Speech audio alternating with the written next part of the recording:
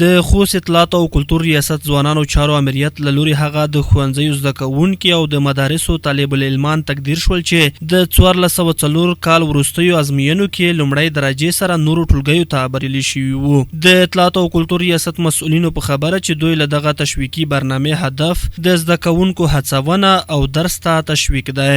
دوه هدفوي هدف دا و چې هغه ځوانان چې عمومي اول نمره په خپل لیسو مدرسو کې راغلي دي دوی به تشویق شي. بل هدف مو دا و چې ځوانانو دپاره به دغه کور شوی وي آینده چې دوی تشویق شي، ځکه موږ یو خبره کوو چې په کومه ټولنه کې تشویق وي هلته پرمختګ خامخا کیږي.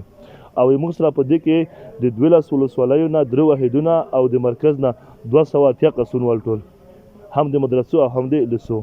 هغه زده کوونکي چې په معنوي ډلهیو نازول شوي وایي چې دغه ډول هڅونې کولی شي د زده کوونکو ترمنځ سالم رقابت رامنځته کړي او زده کوونکي درس ته تشویق کړي. داسې برنامې موږ ډېر تشویق کوي، ډېر مو هڅوي چې لا زده کړو کې کوشش وکړو.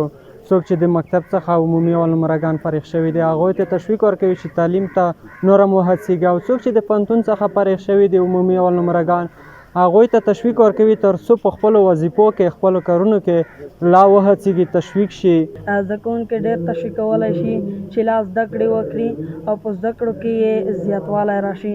کوونکو په زده کړو باندې ډېر تاثیر کولی شي. نور زده کوونکي زده کړو ته هڅوي چې زده کړې وکړي او په خپلو زده کړو کې رقابت وکړي.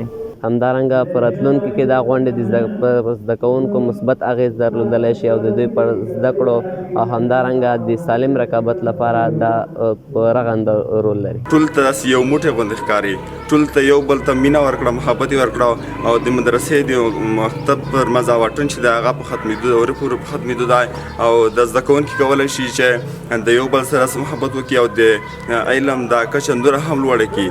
د خوست پوهنې ریاست د معلوماتو له مخې روان کال د خصوصي او دولتي ښوونځیو 2780 زده کوونکي فارغ شوي.